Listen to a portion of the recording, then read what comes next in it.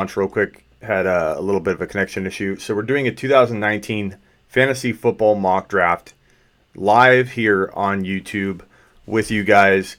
We're going to I'm going to be going through probably 2 rounds. I may go talk about what I would do in the third round and discuss who I would pick, who's a good pick in the third round. But basically, I'm going to debate each pick, give you guys my thoughts and why I'm picking guys, where I'm picking them. And it's going to be a PPR redraft league or mock draft. So let's get to it.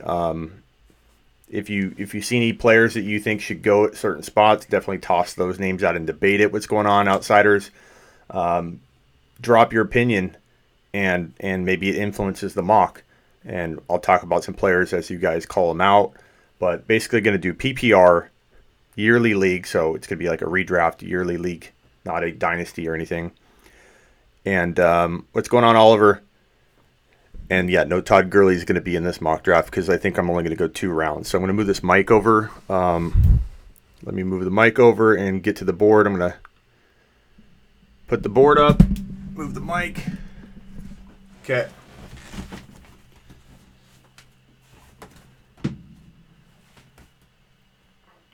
Get some light in here. All right. You guys see okay? Can you guys hear okay? What's going on, Larry? Hey, Larry, do you mind posting this link on the forum and get the forum guys over here? Just let them know we're doing a live mock draft right now. I appreciate it, Larry, if you can do that. Okay. So, again, this is going to be PPR redraft. Can you guys hear me okay? My mic's a little bit far away, but I think it should probably pick up pretty good. PPR yearly league, not a dynasty, just like a normal every redraft type league. I'm going to give you my picks. We did one last night on Instagram, and I let you guys, the followers, make the picks. But this one I'm actually going to do my picks, but I'll take some influence from you guys. So if you think somebody should be higher than I have them, call it out. If you want to debate something, call it out. I'm basically going to talk about each pick, probably debate some more than others. We can talk about why Todd Gurley's not on the top 20. Upset some people. Other people understand at this point that he's a huge risk and a liability anywhere in that top 20. But so far I'm looking at it and okay. Yeah, post that link if you can. What's up, Henry? What's up, Oliver? What's up, outsiders? Larry, Christopher, outsiders. Yeah, we're okay. Let's get it on. All right, give me a thumbs up too, guys. Make sure this video has as many thumbs up as we have people in it. All right, I'll move some of this crap aside. Studio is kind of a mess today. All right, so my 1.01 has been Alvin Kamara. Remains to be the most consistent running back in fantasy football the last 2 years, his only 2 years. Over 13 TDs, over 1,500 yards, and I believe off the top of my head, 81 receptions in back-to-back years in his first 2 years in the NFL. That is the definition of consistency. He's one of the hardest working running backs in the offseason, during the season. Amazing offense that basically he's protected if he stays healthy at top 1 to 3 value, and I think you can't ask for more for a running back. So for me, he's my 1.01 without question. You have Barkley, you have Elliott. I'm going to throw the names up as we are about to debate them. Clearly the top 4. Can you guys see everything okay? Is that board okay? It looks like there's a little glare. I'm trying. Is that better? I know less light sucks, but maybe there's less glare.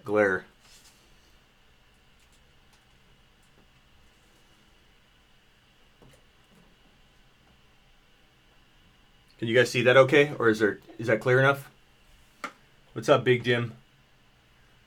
Is that clear enough? Somebody give me a yeah or no. I have the light on, but I think there's a glare with the light, so I'm going to turn that light off.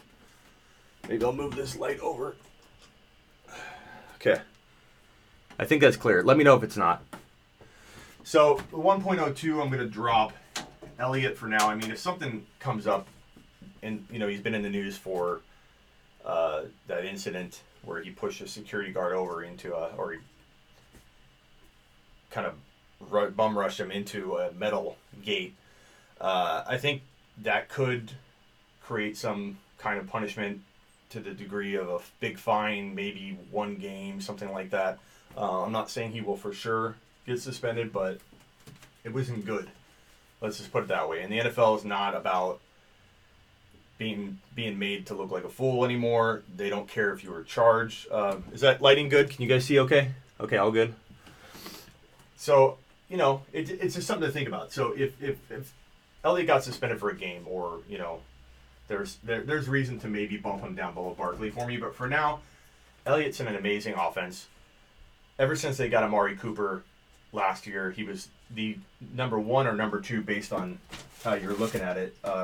Whatever analysis or stats you're looking at, there's different ways to analyze that. But for the most part, against pretty much anybody's analysis, he was the number 1 or number 2 running back from the point they acquired Cooper on.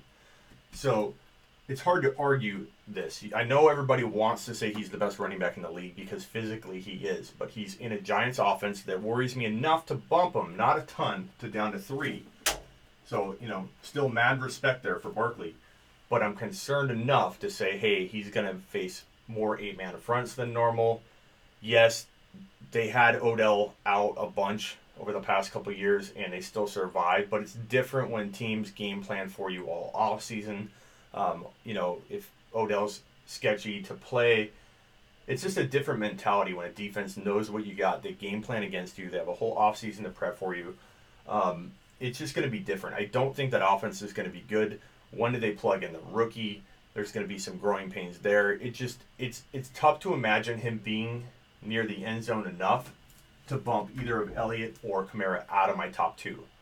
I get the physical abilities there. I'm not arguing in Dynasty he wouldn't be very arguable as the 1.01. I still would argue Kamara is right there. But for me, I think that he's my 1.02 in Dynasty and my 1.03 in redraft, and I stand by that. McCaffrey, looking like a beast this offseason, putting on some weight. We'll see if that's a good or a bad thing. Most likely a good thing. Sometimes putting on weight is not good, but McCaffrey's looking pretty in shape and motivated. Might actually keep him healthy. And I think McCaffrey's a damn fine 1.04. And if you got any one of these picks right here, you can't really go wrong. But just being honest, I love Kamara above the rest. And in leagues where I have the 1.01 in multiple drafts, I'm actually considering doing the old don't put your eggs in one basket. And I'm thinking about doing it with Kamara because I think he's that good and that reliable. So I love him there. I'm going to check the comments here. Hey Smitty says the talker, guys like you have been inspiring me to start my own channel. Good. Thanks, man. Appreciate it. What's up, Hutch? All right, guys. So who we going number 5? I mean, I'm going to make my pick, but I definitely want some influence from you guys. Thanks for the thumbs up. Keep hitting the thumbs up if you haven't already. Can you still hear me okay? Who we going with number 5? I'm kind of thinking, and I've done a lot of mocks, that Hopkins and Gordon are my 2, really my only 2 considerations right here. I do love Thomas. I love Adams. Let me toss up the guys that are in the mix here. I'll put them like crooked so you know that they're not locked in. Okay, so these are the guys that are kind of, can you guys see that okay? Kind of in the mix for this pick. But for me, there is no player, I think, that has more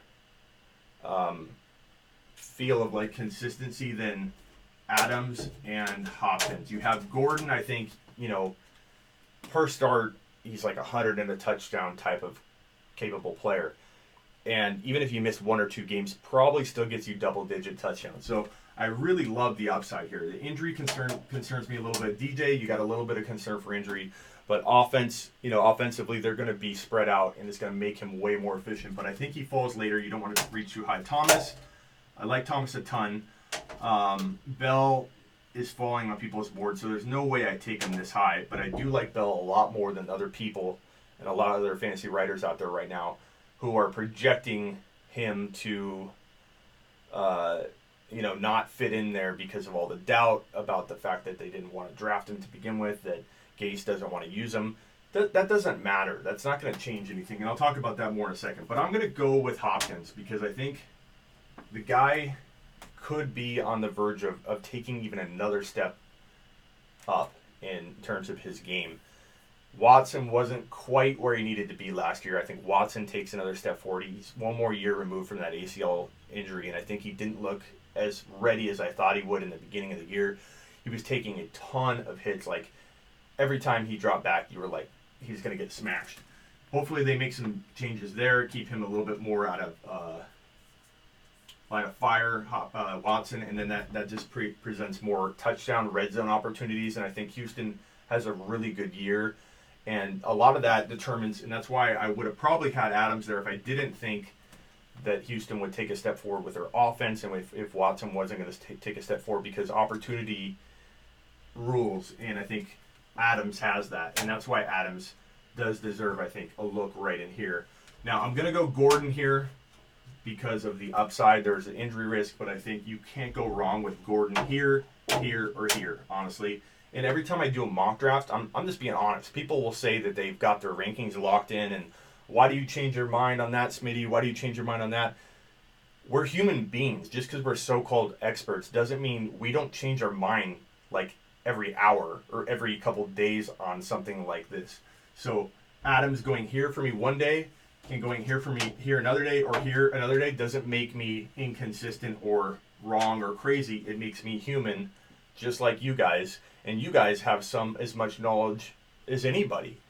My followers, I feel, and that's why I started the followers versus followers Instagram expert league, where you guys, the followers, draft my team, and I take my team into battle against 11 other expert channels, and their followers draft their team.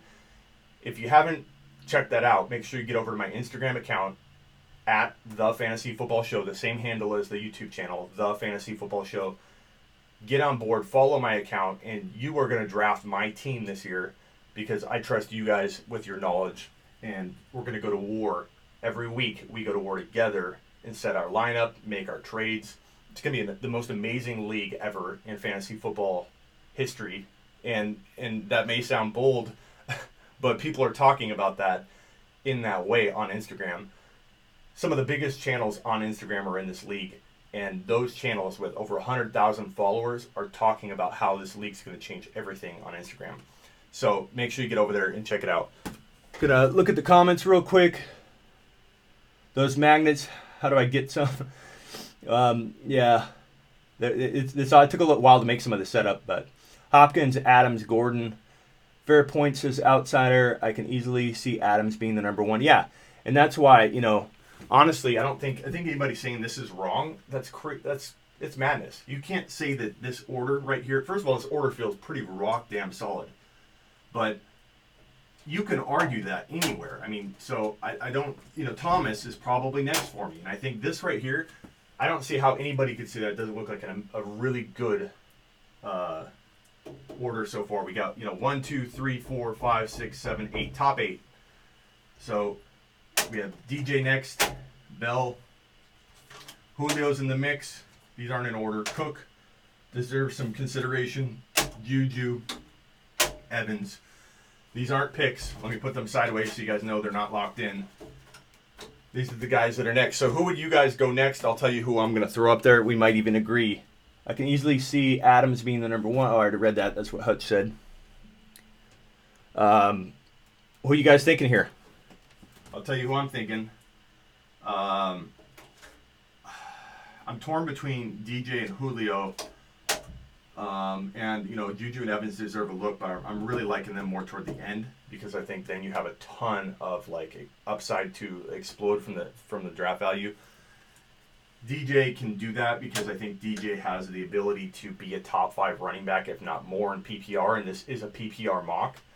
DJ can easily finish in here. So when you're making your picks, you always want to say, can the player I'm picking, this is why I'm an advocate of best player available always. I don't care if you love to draft.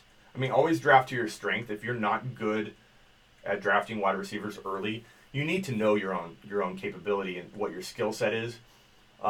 And if you can kind of go anyway, draft running backs, draft wide receivers early and still build a good team, my advice is to always go best player available because you want to ask yourself, can the player I'm taking explode from their draft value? If the answer is no, you're taking a guy that probably deserves to be where you're taking him, but has no upside or ceiling.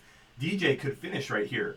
You could argue he won't, but you can't say that he doesn't have the PPR upside or proven track record, aside from his injury, to warrant that kind of value. So for me, DJ is a very good candidate to explode from that value, even in the first round.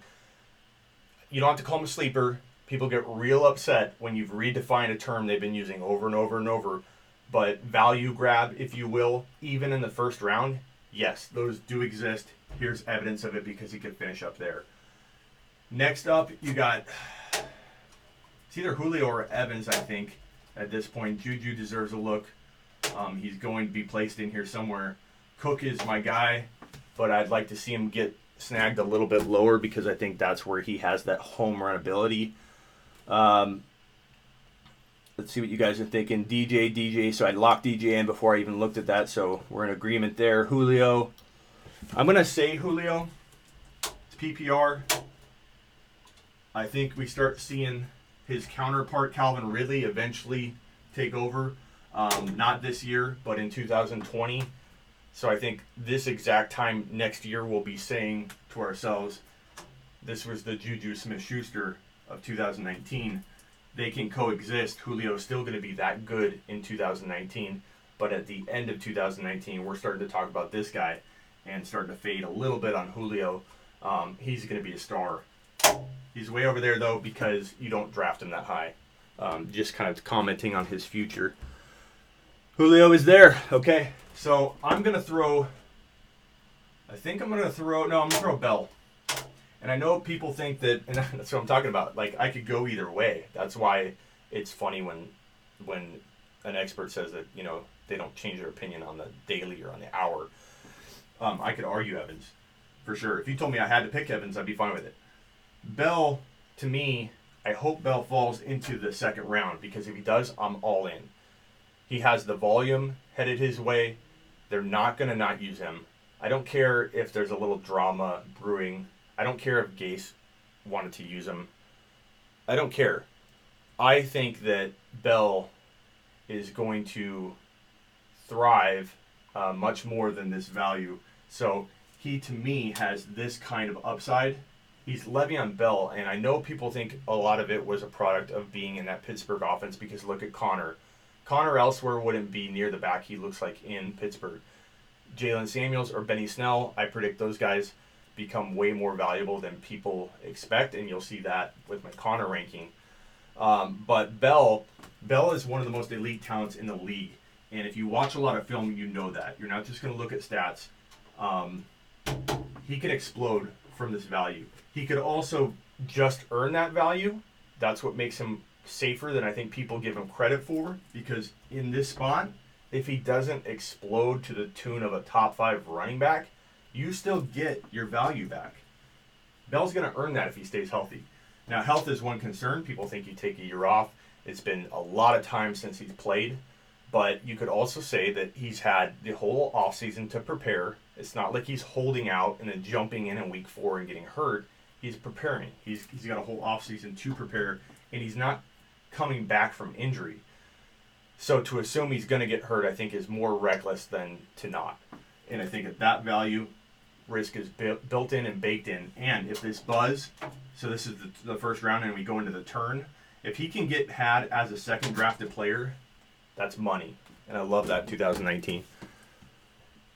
Okay, so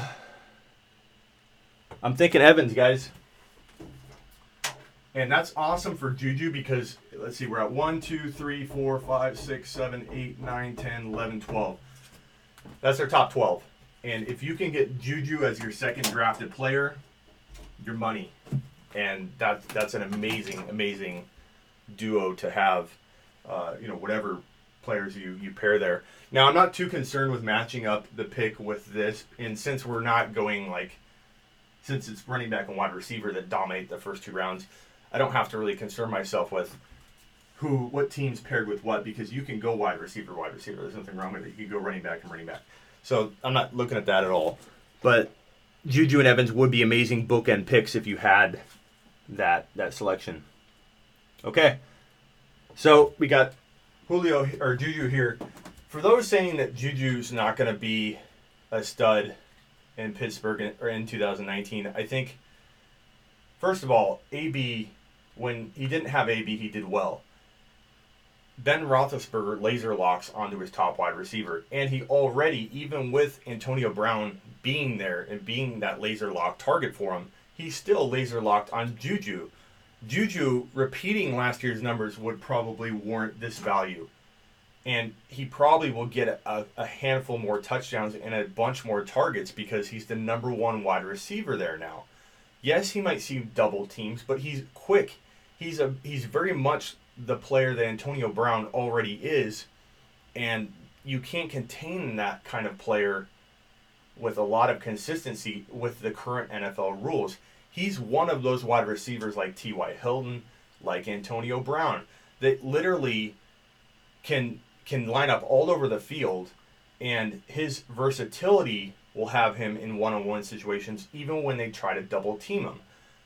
JuJu's going to get a massive amount of targets, and it's kind of scary to think how good he can actually be if he caught all of those because he already warrants this value with last year's numbers. So doubt him if you want, but the volume is going to be there, and the talent, 100% the talent is there to do what Antonio Brown did and get open like Antonio Brown did when JuJu wasn't there. So to act like double team stopped Antonio Brown, they didn't. And JuJu has as much talent. Argue that if you want, but I think that's not an argument you're going to win with a lot of people because I see the doubters out there, but there's more believers in JuJu. And we'll let it play out on the field. No for what? What are you guys saying no to? Would you trade N'Keal Harry for Mike Williams in a dynasty league? Hell no. Preston? Watch my... First of all, Preston, right up here, I don't want to move the camera. I have my bold prediction of the year. It's that I put it up on the board here. It's that N'Keal Harry within 1 to 2 years will be... Talk to the camera here. 1 to 2 years, N'Keal Harry will be a top 1 to 4 overall wide receiver in the NFL and in fantasy. So I'm not saying entering his second year he will be there yet, but in 1 to 2 years, so he'll start showing it throughout the year on the second season. Don't even think about making that trade. Like, don't even consider it. You could give me 4 Mike Williams, I'd still say no. Okay, so Dalvin Cook. Dalvin Cook is... How many people we got in the room here? 24. Okay, give me some thumbs up, guys. I got 24 people in the room and only 11 thumbs up. That really helps the show grow. Helps YouTube know, hey, we got to serve this content up to more people. And especially when we're live, the more thumbs up and more comments and activity we get, the more YouTube notices that. And when people are looking for live content, they shove it out in front of them. So hit that thumbs up for me. Make sure you subscribe if you haven't, because I'm delivering this kind of interactive content with you guys. I want to be your go-to person. I upload a video pretty much every day or every day and a half. So I'm here to deliver hardcore fantasy football information to you guys 365, 24/7. Instagram as well. Follow me, same handle, The Fantasy Football Show. And as I said earlier, we're going to, as a following, as a group and a community, you're going to draft my team on Instagram in the expert league that I started with. Over 600,000 followers are all combined from all the channels, the 12 channels involved. And each community is going to draft their experts team. And then all 12 experts are coming together to play with those teams throughout the year. And you guys set lineups, do lineup help, waiver wires, trades. You control my team as a community on Instagram through doing Instagram lives, through doing comments and gathering the opinions. And then you guys make the decision. So it's an awesome league. Okay, yeah. Odell. Oh, let's talk about Cook. Then Odell's probably next. Chubb's in the mix. AB's in the mix. Kelsey's in the mix. Mixon's in the mix. Those are probably the next guys that are going to go. Just reading the comments here. If I had a question, would I answer it? I answer every comment, buddy. So ask a question. Where would you draft N'Keal Harry in a standard league, in a dynasty or just a regular yearly league? So I'll answer that. I'll come back and look at it. Dalvin Cook is a top 5 running back will he stay healthy? That's the reason he's falling this far. That's the only reason he's falling this far. If Dalvin Cook was going to play 16 games and I knew it, he'd be number 5 overall. You can argue that's crazy, but you know what? History tells me that's where he was valued last year. So who was crazy? The whole world? Was everybody crazy thinking that he had this value, 5 to 7? That's what his going price was last year. The injuries, what has people worried. Injuries baked into this value. Yes. Could he get hurt again? Sure. But he bounced back. We saw him deliver. He delivered in an offense that the Vikings deployed at the end of the year that they're going to use this year. They did a test run of it with huge success, funneled through Dalvin Cook. Dalvin Cook is a top 5 running back potential, and he's in this early, he was in the late second round. And if you're in a league where they aren't in the know, they aren't keeping up with the offseason, his ADP is going to be more toward the end of this round 2 here. This is the turn. So this is the first pick on down if you're just joining us. Snaking around. This is the first pick in the second. Cook's going to fall there in your draft if you're drafting with a bunch of people that don't keep up on the offseason trends and value increases and stuff like that. So Cook, to me, gold in the second round. Now, would I draft him in every single league I'm in? I don't tend to do that with any player. So the answer to that is no, because there is some injury risk. But if he stays healthy, and that's what I'm banking on in the leagues I draft him in, I'm ear to ear with a smile because I have a top 5 running back sitting there at very, very good value. He can climb literally 8 picks, maybe more, from this value if he lands. Odell's my next pick. Odell, injury risk, same thing here. Odell deserves to be with Adams, Hopkins, Thomas in that ranking if you knew for sure he was playing 16 games. The reason he falls is because of that injury risk. But again, like with Cook, once a guy falls to a certain level and you're talking about him not being your number 1 player, he's capable of... So let me ask you this. Odell and Cook, if you knew they were playing 16 games, they're capable of being your number 1 drafted player. That's how you can tell if you have value in the second round. So Odell could be as good as Adams, Thomas, and Julio and Hopkins. He could be the number 1 wide receiver if he played 16 games. That makes him a steal in the second, bakes in some risk, and if you land it, you hit a home run. Click the thumbs up, people, says Warren. Thank you, buddy. I appreciate it. Okay, so McCaffrey and Cook in my Dynasty League says franchise, you are in good position, my friend. Todd, what are you saying at number 8? Talking about someone else's question. Okay, I'm trying to catch up on some of the comments in case you guys have stuff. Franchise, you're a beast. Love the show, Smith. Thank you, pal. Okay, where do we go from here? I'm going to say... I'm leaning AB. I like Chubb a lot, only if you pair him with Hunt. If you don't pair him with Hunt, if you don't reach a good 10 to 15 picks to get Kareem Hunt, like look at his ADP. Don't just factor it off ADP. One of the biggest tricks in fantasy football in terms of knowing when to take a guy early is by your pre-rank list. So if you're doing a draft, you click on that pre-rank list, where people oftentimes near the middle of the draft, people that haven't been keeping up on fantasy football, they'll say to themselves, crap, I don't know who to pick. They literally go off of somebody within the first scroll or before you even scroll on that pre-rank list. So if you see Hunt creep up in there and he's up there a little too early than the ADP suggests, you better take him. Don't let Kareem Hunt sit in visible view of anybody about to draft. That's how you know when to grab Kareem Hunt early if you need to. But I take him a good pick before. I'm looking at your guys' opinion. Mixon, Larry says next. Cole, love the channel, man. I appreciate it, Cole. Thumb up that video if you haven't already. And please make sure you tell everybody in here, please subscribe. We're growing so fast. We hit 1,000 subs in less than 5 months. And when we hit 1,000, within, 12 hours, we had another 50. So we're growing huge, and it's because of you guys. I'm here for you. I work for you, and I answer pretty much every comment, unless I miss it, in my videos on my Instagram page.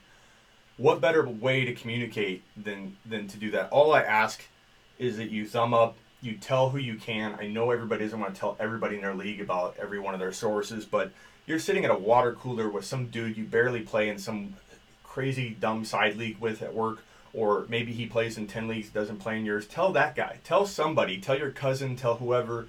The more people you tell, the more that the show gets bigger and the more content. And look at this elaborate studio we got here.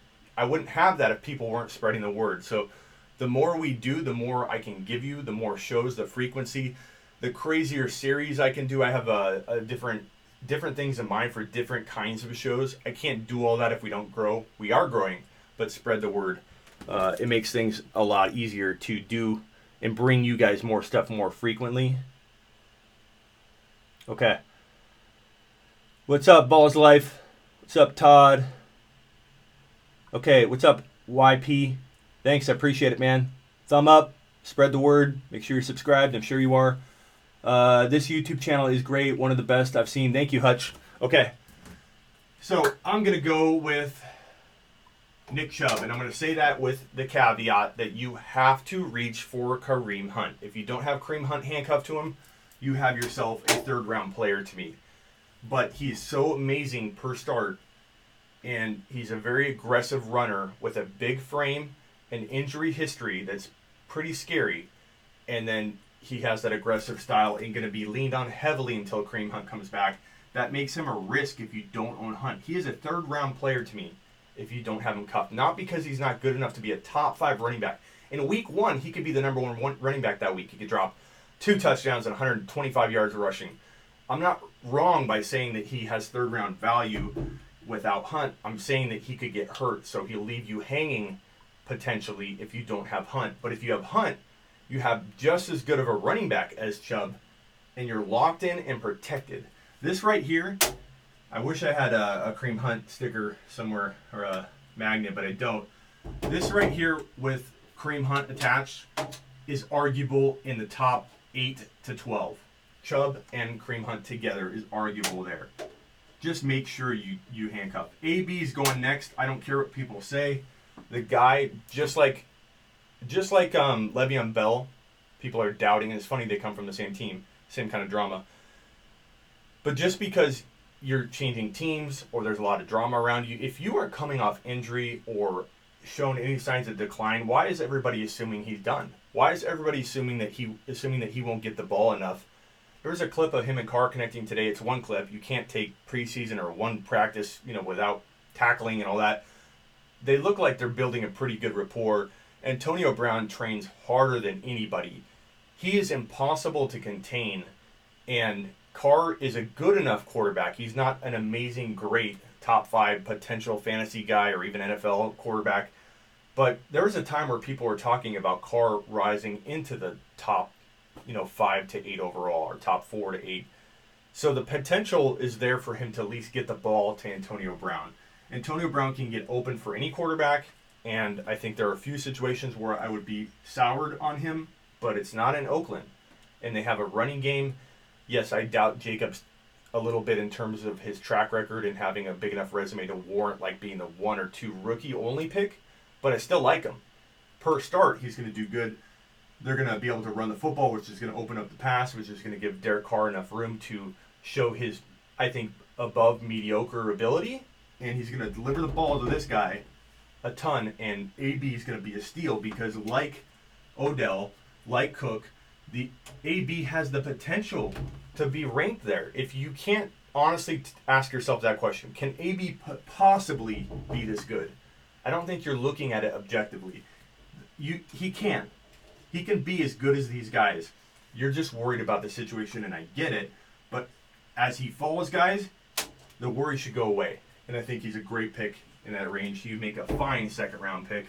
And in an auction, one of my favorite strategies is to buy 2 elite wide receivers. So take Hopkins and Adams, and then buy Antonio Brown and roll with 3 dominant wide receivers, and then pick up a lot of sleepers to fill the rest, and then grab a dominant quarterback.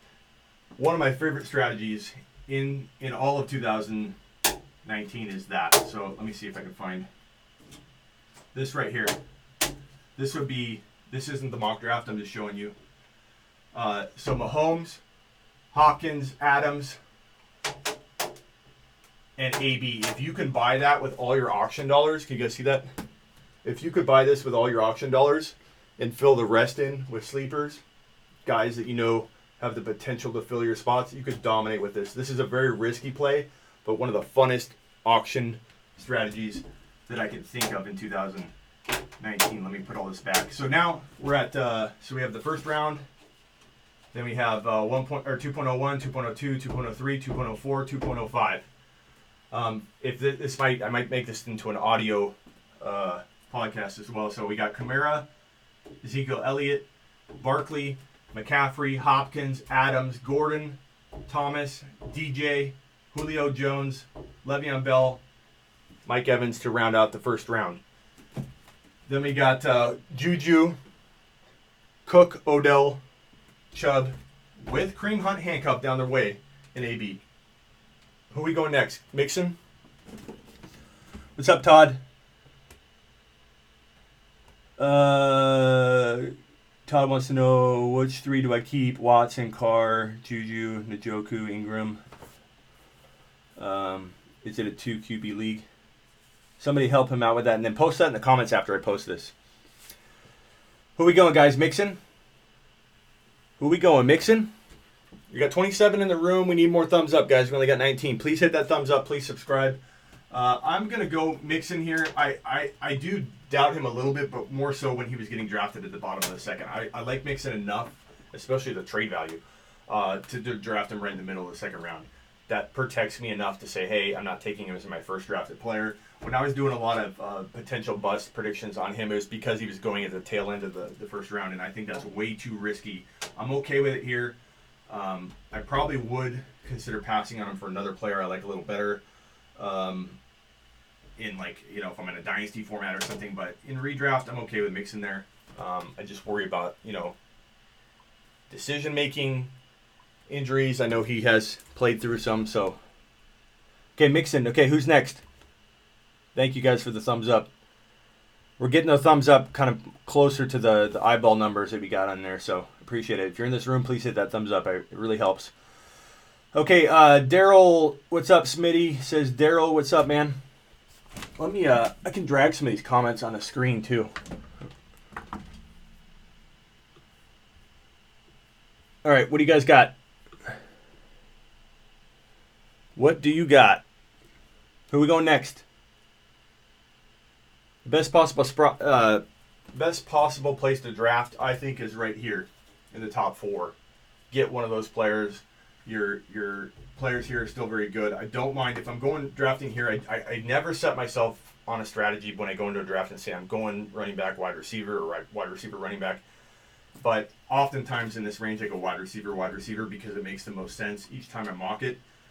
And I love that approach. I'm all about taking risks and having a hole in my lineup and then later filling it through my sleeper approach, because James Conner was on every team I had last year. My number 2 bold prediction of the year, and it's that situation. It was James Conner and Jalen Samuels together were my bold prediction, and I won so many leagues based on the fact that I went light at my running back 2 and plugged him right in there. So, who are we going next? What's up, Todd? Larry. Baker, touchdown maker, is going to make waves, and this man Odell is going to be a part of it.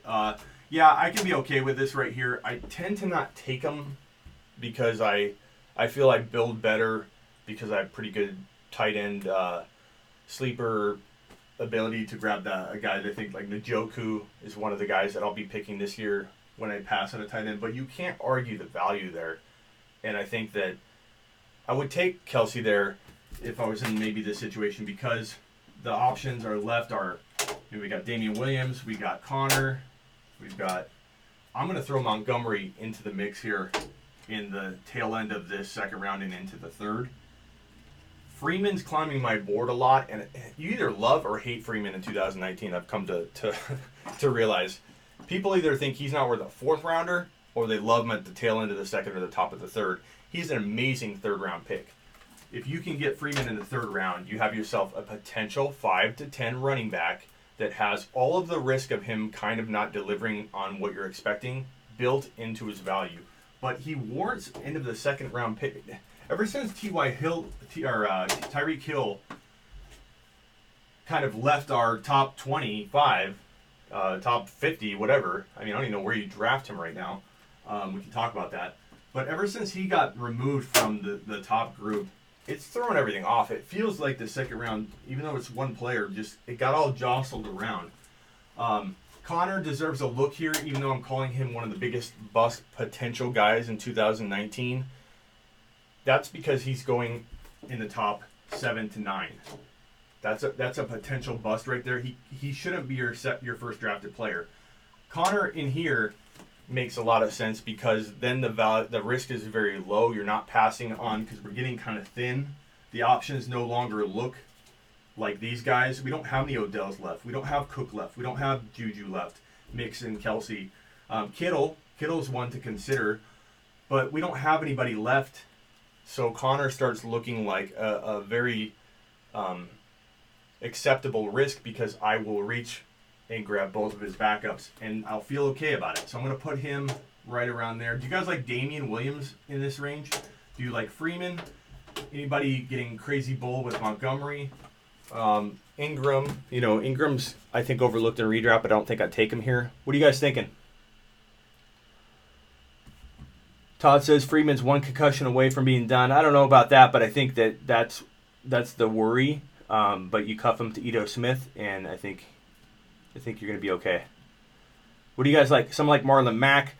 I love Ridley, but you can't take Ridley this high. Ridley's a fourth rounder, fifth rounder, and I think he's going to have a big year, and we're going to be talking about him like we were talking about JuJu this offseason, this time next year.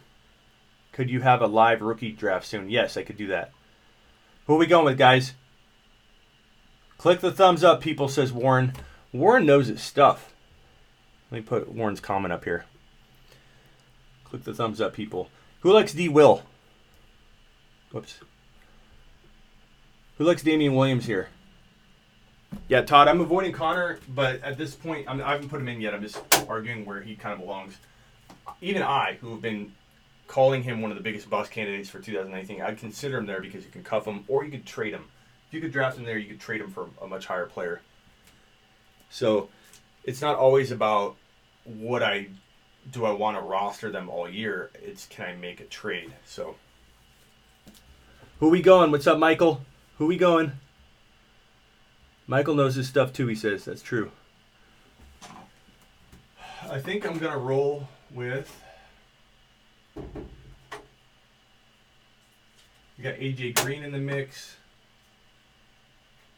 Henry, Hilton, Thielen, Mack, Fournette, Gurley, Lindsey, Kittle. Those are some of the names you typically see at this point. I'm tossing them out there. What are you guys' thought? Where are we going? Who are we drafting? Who's up? We got 33 people in the room, 25 thumbs up. Please hit thumbs up if you're in here. Hilton or Thielen. A lot of people like Hilton here. Let's throw Hilton up. He's very underrated.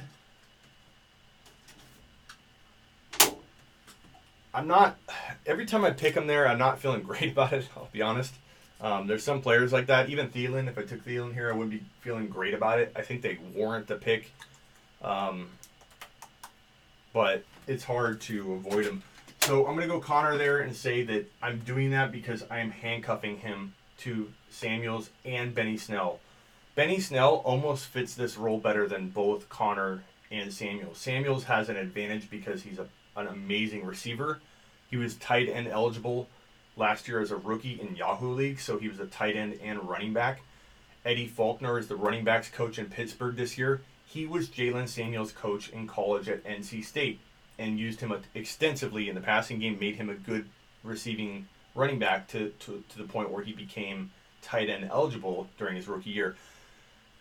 I think that eventually Connor will probably start, but I think if he gets banged up, he proved he couldn't handle the workload of that Pittsburgh Steelers rushing attack, which many running backs can't handle. Even Samuels would have a tough time playing 16 games, so people need to understand that's my stance. I'm not saying Samuels would withstand multiple years in that Pittsburgh offense either. But if you cuff Connor to Samuels and to Benny Snell, you are very safe at late second round value. Any higher, and Connor is one of my bigger bust predictions of 2019. I will not take Connor in the first round. He's a bust candidate for me. Here, his value changes. It doesn't mean I'm backtracking on anything I'm saying there. At some point, where's Gurley at? At some point, I even take Todd Gurley, but I'll never be faced, I believe, with the option to take him in 2019 because someone's going to take him in here and think they're getting a steal. Eventually, I grab him to trade him, but my point is there's a line in the sand where you draft even your bust candidate because you can trade him because the value obviously is higher to a lot of people. Yeah, no, Todd, not a dynasty. This is a redraft. Mike Evans already went a boatload ago. Mac has big upside here, says Cole. Let me drag this comment over. Cole, good point, Cole. Carrie says, so what are we doing? Who are we taking? AJ Green deserve a look. Get Hill out of there. Ingram's not there yet, but I like Mahomes in the third round. I'm going to talk about him in a minute. Damian Williams is a really good candidate here. I like to get him at the top of the third if possible, but this guy is going to have potential top 5 running back season if he can hang on to the job, and I think competition's pretty low. You can cuff him too. This is one of the safer running backs in the league if you cuff him to his backup. Who's his backup? We'll find out, but Darwin a lot of people like, and I think he's really good. Cuff him to Damian, and you're looking pretty good. I think you have some protected top 10 running back value no matter who's in there.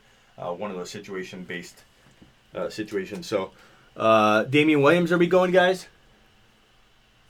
Would you draft Freeman? I'm going to draft Freeman soon, and I think it's going to be higher than most people would.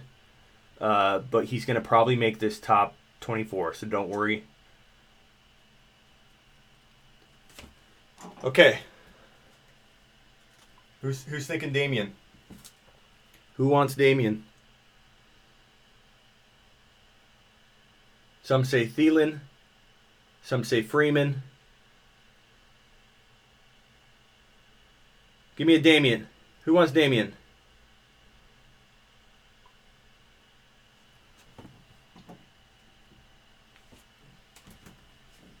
I'm doing it. Then I'm putting Freeman. And then we got a conversation to have about Derrick Henry, about Adam Thielen, about Kittle, Marlon Mack. You know what?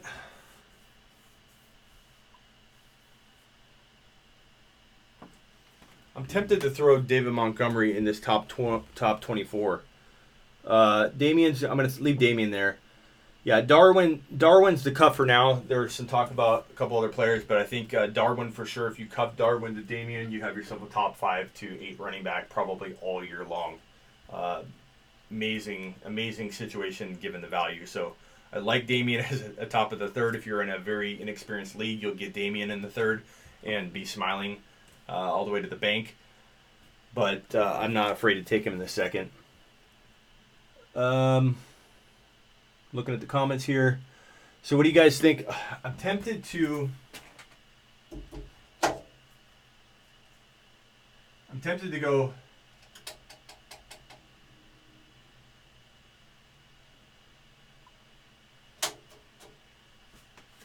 I'm going to go David Montgomery.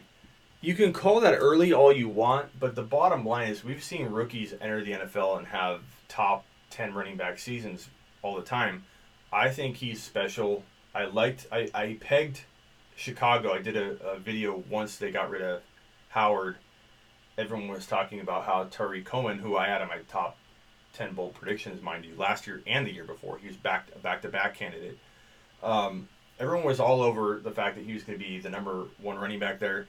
Right when Howard left, I put a video out saying that I think Chicago is going to be the number 1 landing spot for an incoming rookie, and then they draft my first second, in between favorite rookie coming into the NFL draft class.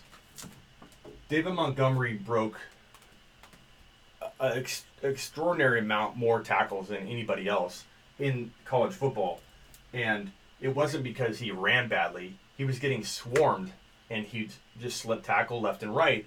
And I think that's going to translate at the next level. A very good skill to have. And he's a tackle-breaking beast in the making at the NFL level.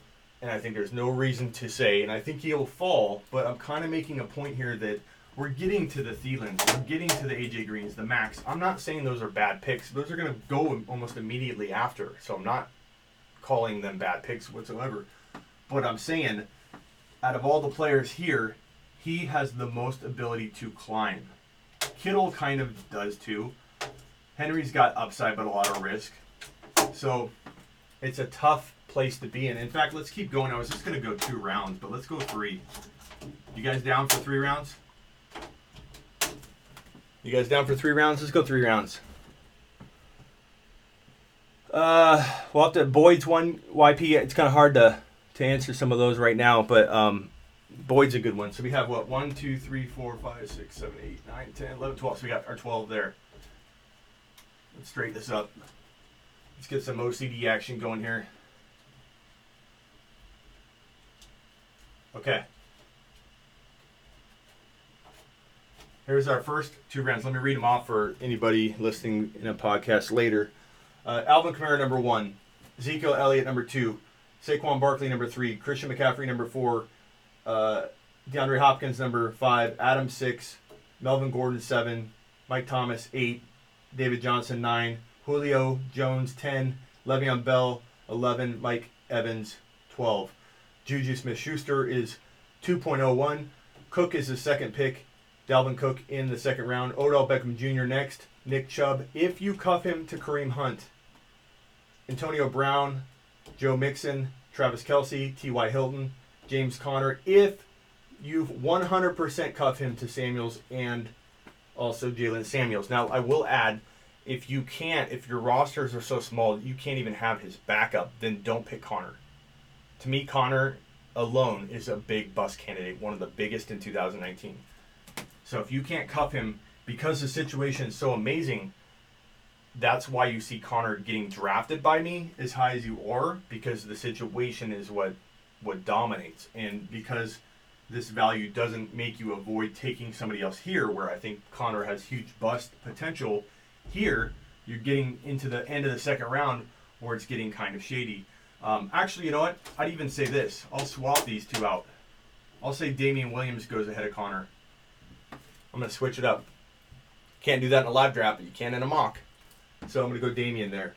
So we stopped at Kelce, then T.Y. Hilton, Damian Williams, James Conner, Devontae Freeman, and now David Montgomery, which will shock some people. I think David Montgomery at number 24 is going to actually, frankly, piss some people off. Okay, so where are we going next? I'm gonna make a statement here and say I would draft him here, but Pat Mahomes, I don't care what people say. You guys have seen my stance on this if you follow me at all. I think people telling you that they want to wait on a quarterback is cool. That strategy works. You can build a winning team waiting on a QB, no question.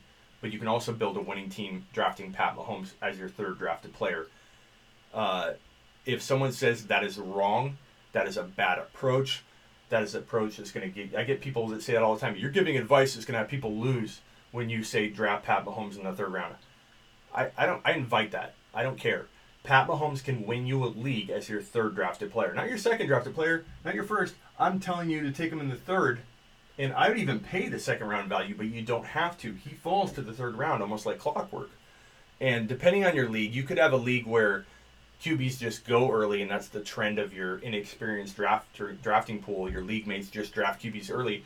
If you live in that world, then yeah, you're not going to see this. And I've had a couple commenters say, QBs go in the 1st round in my league. Well, your league's different, and if you're not playing in a ton of leagues, you wouldn't experience the general thinking that Pat Mahomes falls into the 3rd and 4th round. Or the even more general thinking, taking Pat Mahomes at all this year, some people say is crazy. He's going to be without T.Y. Hilton. First of all, we don't know that.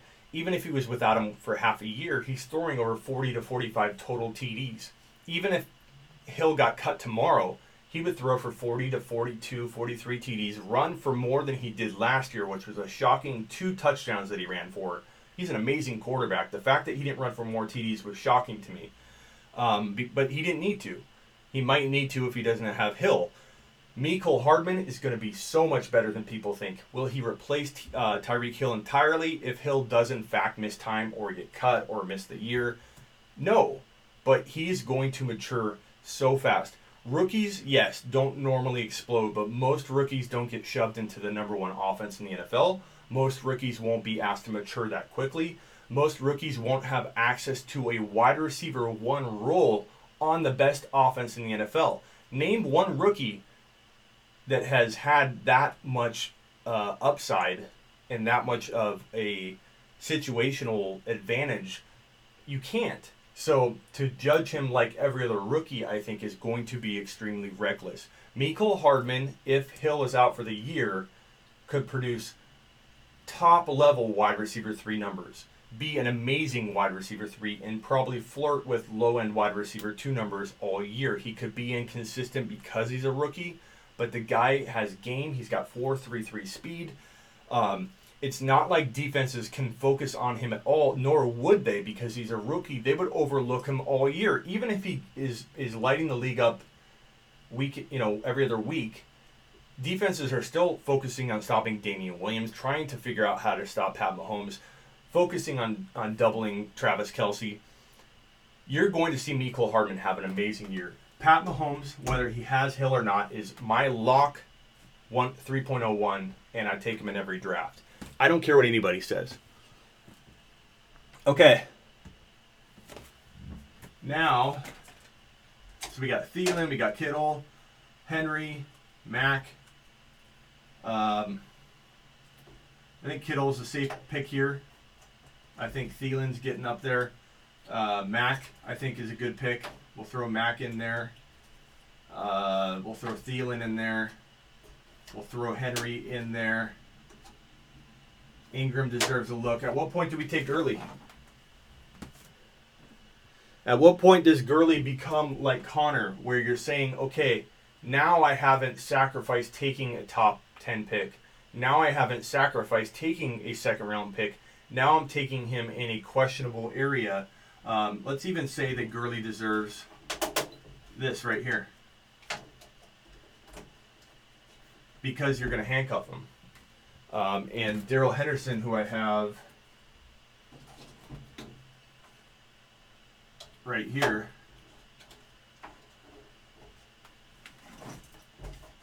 this right here, people, will win you a league in redraft. He will be dominating in Dynasty. I think you still can get him outside of the top 6 overall in Dynasty, which is a home run. So he's a steal in redraft and Dynasty alike, which is asinine to me because he's in the best situation out of every rookie running back in the league. How so? He's behind a guy with arthritis that doesn't even know if he'll be ready for week 1. People are talking about Todd Gurley as if they're assuming he will be ready. The last thing he said was he doesn't know where he'll be in 6 months. That was a while back, talking about week 1. He doesn't know where he'll be. He's got to work. He's got to figure out today, not tomorrow. That's not the sound of a guy that's going to be ready. Per start, he'll be a top 5 to 10 running back. And anybody that owns him in a redraft league is holding gold, holding a sleeping giant, a top 5 running back in waiting in an offense that would utilize him to his strengths, which is making huge plays. He broke off more 40 and 20-yard runs in the nation, more than anybody in the nation as a college running back. He had 25 total TDs in 2018 in college. He had over 1,900 rushing yards in 2018. He had, again, more 40 and 20-plus runs than anybody by a lot, not by a little. He's a home run hitting Alvin Kamara type back. And if you pair him to Gurley this late, that's gold.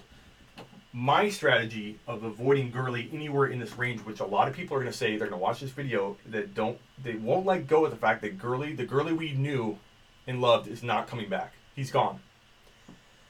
Those that are sentimental, that argue he was the best running back for 4 years, which is irrelevant. He's, this and that. All that's irrelevant. It's all sentimental. Anybody taking him here, my strategy is I'll take someone safer. I'll still grab this guy later in the draft, and I'll have 2 stud players in my lineup by mid-season. But at third round value, you're talking about skipping out on maybe having a Thielen or something, which you could argue that you'd rather have a Thielen and then draft Henderson later. But this is about where I would take Gurley, if not just to trade him. Because like with Connor, even though I have questions about Connor, paired and handcuffed, he's still valuable there. Gurley handcuffed is still valuable there. And if I can hang on to him, draft him here and trade him for a player in this range, like an Antonio Brown, from somebody that didn't like the fact that they didn't draft very good running backs and they're scared. There's always people that walk out of a draft that are like, I hate my team. I didn't get a running back. I need a running back. There's always that guy that will trade his top wide receiver for a running back because he screwed up. That's when you take a Gurley and you use that to your advantage. What's up, crap man? What's up, Larry? Did you guys post this on Sleeper U? I want to make sure everybody knows to get over here. Thumbs up if you haven't. And let's go ahead and wrap this up. AJ Green deserves a look there. Ertz deserves a look. Lindsey Fournette. Aaron Jones. Go Ingram here. A lot of people are going to doubt Ingram. And yeah, his dynasty value could have been affected via the draft. They drafted some running backs, but Ingram still is the starter. Ingram still has PPR value. Ingram has top 10 running back appeal, but he has all the risk in the world baked into this value here. You could cuff him if you wanted. I think Ingram deserves a higher pick, but because you can get him this late, he's kind of a steal. You're either going to like him or hate him there. I'm thinking Zach Ertz is a safer pick early than Kittle. I don't know about that. I think Kittle is going to have a big year, but it's arguable. You're not wrong, Cole. It's just difference of opinion. Okay, Keenan Allen coming up here, maybe, sure. Ertz. Let's get Ertz in there. I'm okay with that. Lindsey. We got Aaron Jones, potentially more of a top of the fourth guy for me. Diggs, Luck, Kerryon, Fournette, Cohen. Who else is there? Let me check around. Landry, Woods, Galladay, Baker Breeze. Nope. Okay, so we're looking at, this is, man, the third round. Once you get toward the end of the third round, it gets thin, ultra thin. Let's say we go Keenan there. And then I know people like Fournette, but I'm saving Fournette to the fourth round. I'm not taking the risk. Kerryon, this guy, it's a tough guy to rank because he has situation. In Detroit, they're going very run heavy with the coaching staff that made Marshawn Lynch, such a beast. They're going to run a ton, and you're going to see top 10 running back numbers by default if Kerryon stays healthy. Yeah, is it Anderson? Is it somebody else? That's the debate. That's why he's falling. If he was the only guy in Detroit, you probably would see late second round value out of this guy from a lot of people. People love this guy, and for good reason. He's very good. I don't know that I'd take him here. I'm just mentioning that he deserves a look. Chris Carson, a lot of people like, but I'm not feeling it here myself, unfortunately. At this point, wow. Do we go, does Jacobs deserve a look? Who would take Jacobs here? He's not. I've talked a lot about how he's not my number one or number two running back in Dynasty, but in redraft, would you take him this high?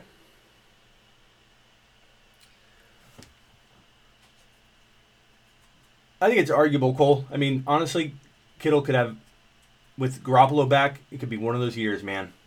I like Ertz. Not saying I don't. Very arguable, though. What are you guys thinking here? I'm going to wrap out the mock here. Are we going Aaron Jones, Fournette, Kerryon, Jacobs, Luck?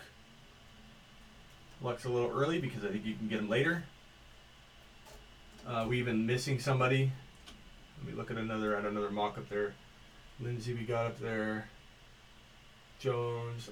I kind of like Aaron Jones here. I'm going to put him sideways until we decide. Cohen's too high now. Jacobs deserves a look. We'll leave it like this.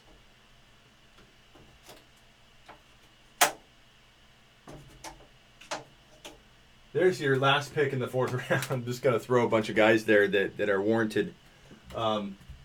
I like Aaron Jones a lot. I love Kerryon. I think Kerryon could fall later. I think Aaron Jones could fall later. I think Jacobs could fall later. I think Fournette will go earlier, but I have him. I don't think I'd even take him necessarily here, but he deserves a look. Carson kind of deserves a look, but I'm personally not drafting him a lot. That rounds out your picks. So we got Kamara, Elliott, Barkley, McCaffrey, Hopkins, Adams, Melvin Gordon, Mike Thomas, DJ, Julio, Bell, Evans. Then in the second round, JuJu, Cook, Odell, Chubb, AB, Mixon, Kelsey, Hilton, Damian, Connor, if you pair him to his backups. Freeman, David Montgomery, shocking some people. Then Pat Mahomes, 3.01. Ridicule it all you want. Kittle, Gurley, if you pair him to Darrell Henderson. If not, you're making a huge mistake. But that value is enough to grab him, trade him, do whatever. You're not missing out as much as if you grabbed him in this range where you could have had one of these guys and Henderson. At least here, it's not bad. Mack, Thielen, Henry, AJ Green, Ingram, Ertz, Lindsey, Keenan Allen, and then who's your last pick in the third round? Is it Kerryon Johnson, Aaron Jones, Jacobs, Fournette, Carson, Landry, Diggs? Pick your poison there. That is the mock. Let's jump back over to the command center and talk a little bit more about it, and then I'm going to jump off. So that was a cool mock. Now I can answer a few questions. Sorry, hard to see the screen. I gotta build a monitor up there so I can view it while I'm mocking and talk to you guys more. But I think that was a pretty damn good mock draft. I think it looks pretty good. I'm going to put the board up again real quick while I sit here. I mean, Kamara, Elliott, Barkley, McCaffrey, you can't argue that. Hopkins, Adams, Gordon, you can't argue that. Mike Thomas, DJ, Julio. Bell is the only questionable player, I think, to some in that top 12. And then on that turn, JuJu, Cook, Odell, Chubb, AB.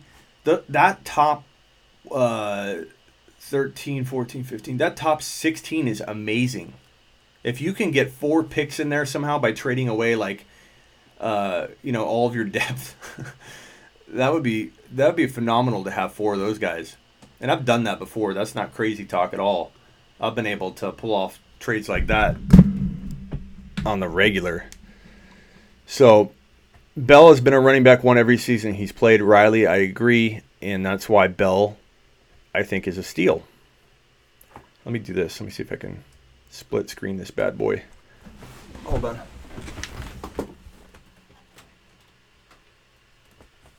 Yeah, buddy.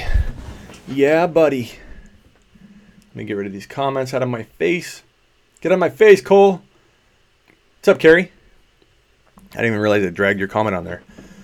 So, I don't know, guys. I think that's an amazing looking mock draft. Let's review it again for the audio podcast. We got Kamara, Elliott, Barkley, McCaffrey, Hopkins, Adams, Melvin Gordon, Mike Thomas, David Johnson, Julio Jones, Lev Bell, controversial to some, but again, top 5 ability. And when you can grab a guy in that range that can jump 5 or 6 picks in the first round, it's money. And I don't believe in the doubt. I think that drama going on is only going to drive his value down, where I'm going to take advantage if he falls to the top of the second. Mike Evans, great pick. Then on the turn, Julio, Cook, Odell, Chubb, AB, Mixon, Kelsey, Hilton, Damian, Connor, if you handcuff him, Freeman, and then David Montgomery shocking some people at the bottom of the second. Then on the turn, Mahomes, argue if you want that that's too high. I don't care. He can win you a league with his 40 to 45 TD self without Tyreek Hill. Kittle, Gurley, if you handcuff him. Mack, Thielen, Henry, AJ Green, Ingram, Ertz, Lindsey, Keenan, and then who's your pick for the last pick in the third? Who knows? What do you guys want to talk about in that real quick before I jump off? Any names you want to throw out that you think could be had later or didn't make the cut or that you think should be drafted higher? Toss it out. But, I mean, there's the board. That's what we did. That's our mock right there. You guys got any questions before I jump off? I'm here for another few minutes here. Probably the best value in there, the guy that can, I think, hit the home run from their draft value the most, Cook, Odell, Chubb, if you handcuff them, AB. A lot of them are in that early second round. Damian, that second round's loaded with guys that have that potential. And then, later on, Henry could be a top 5 to 10 running back. Kerryon Johnson could be. Aaron Jones could be. Kerryon and Aaron Jones are in similar situations. They're both kind of in like running back by committees that have scared people off, and their rankings were much higher before that committee talk was like kicked into gear. So Aaron Jones was a late second round pick in early January. If you were mock drafting this early, you might not have been. But Aaron Jones had a brief stint of being a top 20 overall pick in early mocks, and then the Green Bay Packers said, we're going to be running and deploying a running back by committee. Boom. Down went Aaron Jones ADP-wise. All right, guys. Well, I appreciate you hanging out and mock drafting. I hope that was fun. I promised that I'd do a mock draft. To Tom, I think it was Thomas, somebody, a couple other people actually, that I would do a 2-round mock draft and analysis. Here you go. I think it's just been fun. I'm going to do more of these. I created this board so that we could do just that, and I think it worked out really well. Split screening it after, and we could talk about it. Todd, I think Jalen Samuels and Snell both need to be handcuffed. All right, guys. I'm out. I appreciate you guys all mocking. If you haven't subscribed, make sure you subscribed. It helps the channel grow. Make sure you hit that thumbs up on your way out the door. 29 thumbs up. We had hundreds and hundreds in here, so you're not pulling your weight. You're not hitting that thumbs up. And make sure, real quickly, my Instagram league is kicking off. I've organized a 12 expert page league where the Fantasy Football Show has obviously got one of the teams, but I've got some of the biggest Instagram handles in the industry in this league with over 100,000 followers in some of the accounts. And the gist of it, what's going on, Warren? Oh, you've already been in here. Thanks, Smitty. Great stuff. My first reaction is to say, hey. Hey, Warren, again. In this league, you guys, the followers, draft my team. And I take that team into battle every week. You help me with tough lineup decisions, flex plays, stuff like that, waiver wire ideas. You guys help me with trades. You guys go spy on the other channels and tell me who they're going to draft. It's going to be off the hook. There's never been an expert league organized like this before where the followers are versus the followers, and you guys represent me and draft my team, and I take it into battle with you every single week. It's going to be amazing. Thank you for the thumbs up, guys. I can't wait to play in this league with all of you. You have to be on Instagram. I'll do a lot of YouTube content on it, but as far as like the drafting and gathering the votes, who are we going to pick when we're on the clock, what pick we're going to have, I'm going to iron out all those details and get those out to you. But Riley, it's going to be awesome. The Instagram handle, let me throw that up here. Where is that?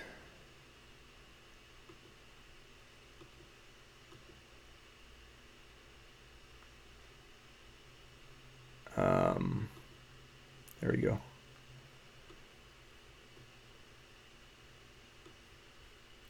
Here is the Instagram handle to follow. Follow the Fantasy Football Show first and foremost on Instagram. And then also follow at Fantasy Football Throne. That's what it's being called. That's the league.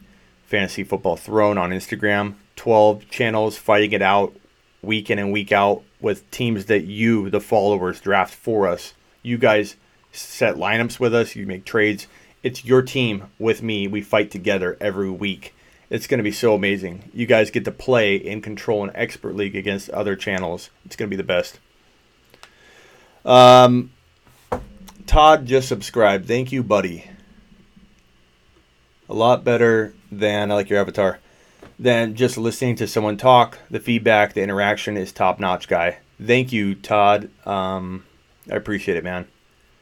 It's because of you that the channel's grown so fast. You guys have made this thing huge, and we're going to continue to make it big, and we're gonna blow up, and by the end of the year, be one of the top YouTube fantasy football channels in the industry. I have no doubt, and you guys are the reason why. I'm gonna wrap it up here. Get some. Buckle up. 2019 hasn't even begun in terms of Sleeper U. My other site, make sure you're going to sleeperu.com. We haven't even begun to crank out the bold predictions and all that, and the fantasy football show here on YouTube and on Instagram. We're just getting going.